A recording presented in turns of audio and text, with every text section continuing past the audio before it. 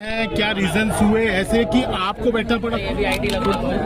1980 में मुरादाबाद में मंडी समिति 44 एकड़ में बनकर तैयार हुई।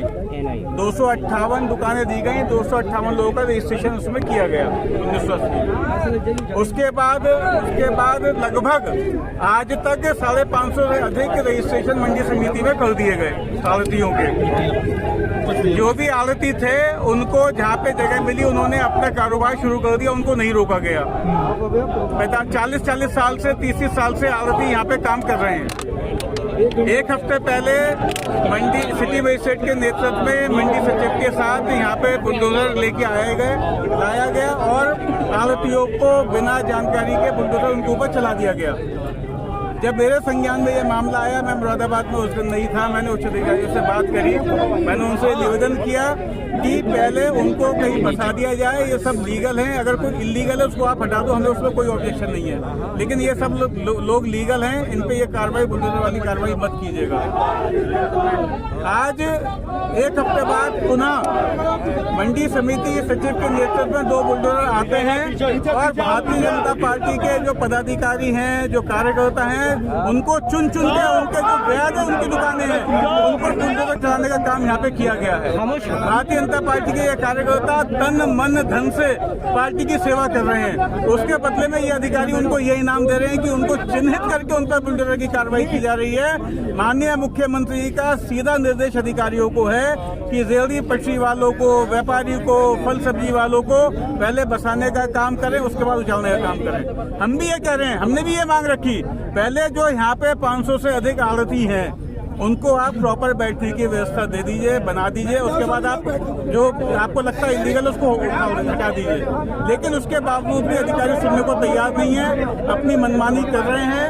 मैंने डीएम साहब से बात करने का प्रयास किया था, डीएम साहब से मैंने कहा भी था कि बहुत गंभीर विषय ये है, लेकिन डीएम साहब से मेरे को नहीं मिल पाया। मैंने कल भी ये बुलडोजर की कार्रवाई यहाँ पे होनी थी, जब मेरे संज्ञान में आया तो मैंने एसएसपी साहब से निवेदन किया कि आज ये बुलडोजर यहाँ पहुँच रहा है, तो कल शायद मेरे को लगता है कि कप्तान साहब के हस्तक्षेप की वजह से कल बुलडोजर नहीं आया, लेकिन आज फिर बुलडोजर आया और टारगेट करके भारतीय जनता पार्टी के पदाधिकारियों के खिलाफ कार्रवाई की जा रही है, जिसका मैं सख्त विरोध करता हूँ। आज मैं विधायक हूँ तो भारतीय जनता पार्टी के पदाधिकारी की वजह से और इस जनता की वजह से मैं विधायक हूँ। मैं इस जनता के साथ खड़ा हूँ, भारतीय जनता पार्टी के पदाधिकारी के साथ खड़ा हूँ।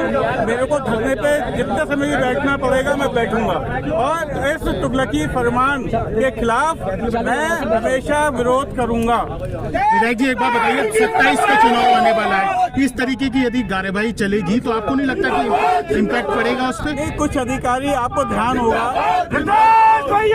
22 में भी कुछ अधिकारियों ने पाला पलटा था, उनको लगा था कि सफाई की सरकार आ रही है तो उन्होंने इसकी कार्रवाई शुरू कर दी थी। आज भी कुछ अधिकारी इसी मंशा के साथ काम कर रहे हैं। ये सरकार को, पार्टी को, भाजपा को नुकसान देने का प्रयास नहीं, लगातार कोशिश इनका नुकसान करने में लगे हुए हैं। भारतीय जनता पार्टी के पदाधिकारियों के खिलाफ लगातार कार्रवाई होती है। कोई व्यक्ति थाने में जाता है, मैं बताता है कि भाजपा के पदाधिकारी उससे वहाँ चौकी का बैठा हुआ सिपाही दलों का बदतमीजी करता है। तो आपने लखनऊ में अधिकारियों को इस बात की जानकारी दी? मैंने पूरी जानकारी दी है ऊपर, और भी मैं जाऊंगा इस विषय को माननीय मुख्यमंत्री के सामने रखूंगा कि ये स्नेह का बदनाम करने का प्रयास सरकार को कुछ अधिकारियों के द्वारा किया जा रहा है। तो अब कब तक बैठने वाले हैं प्रोटेस्ट पे? जब तक कोई ठोस आश्वासन कोई अधिकारी यहाँ पे आके नहीं देगा कि जितने 500 से अधिक यहाँ पे आढ़ती हैं उनको प्रॉपर बसाने तक जब नहीं बसाया जाएगा तब तक कोई कार्रवाई यहाँ पे नहीं होनी चाहिए। ये आश्वासन कोई अधिकारी नहीं देगा तब तक ये धरना खत्म नहीं होगा।